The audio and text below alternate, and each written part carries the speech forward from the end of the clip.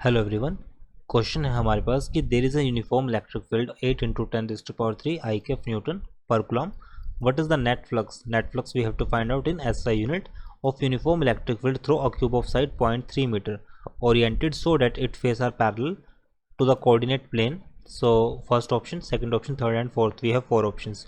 So हमारे पास एक uniform electric field given है जहाँ पे मैग्नीट्यूड गिवन है, तो मुझे नेट फ्लक्स फाइंड आउट करना है SI यूनिट में uniform electric field through a cube of side 0.3 metre. तो सपोज करता हूँ, सबसे पहले हम इसमें एक डायग्राम बनाते हैं. सपोज ये हमारे पास एक यूनिफॉर्म क्यूब है. सो नाउ सपोज ये हमारे पास एक यूनिफॉर्म क्यूब है. क्वेश्चन में यूनिफॉर्म इलेक्ट्रिक फील्ड हमें गिवन है कुछ इस तरह से. ये एक यूनिफॉर्म क्यूब हमें गिवन है, यहाँ पे इसकी साइड होगी कुछ इस तरह से क्यूब होगा. नाउ इलेक्ट्रिक फील्ड गिवन है. फ्लक्स की अगर हम बात करें, की concept for this question, flux phi that is equals to E dot A electric field and area vector. Now it is clear कि जो क्यूब की साइड है वो 0.3 मीटर है, ओरिएंट करती है so that face are parallel.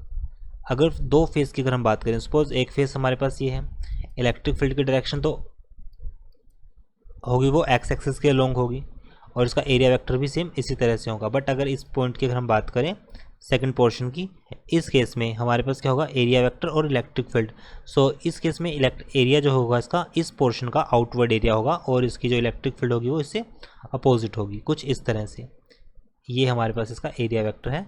Suppose A1, इस case का एरिया हमेशा आउटवर्ड होगा A2 और इलेक्ट्रिक फील्ड इसकी सेम डायरेक्शन है E1 को हम E के इक्वल बोल सकते हैं simply.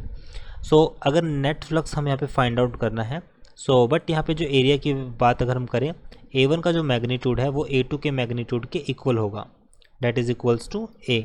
So flux that is equals to phi हमारे पास वैल्यू आएगी E A कोस 0 डिग्री. एक में एंगल 0 डिग्री है और एक में एंगल हमारे पास है E A कोस 180 डिग्री.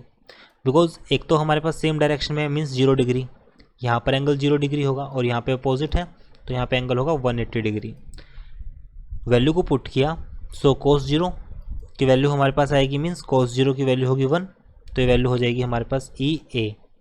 और यहाँ पे कोस 180 की वैल्यू हमारे पास मीन्स कोस 180 -1 होगा तो वैल्यू हो जाएगी E A, तो इक्वल्स टू 0. तो यहाँ पे जो फ्लक्स होगा हमारे पास वो 0 होगा. So right answer is option third. I hope you understood this explanation. Thank you.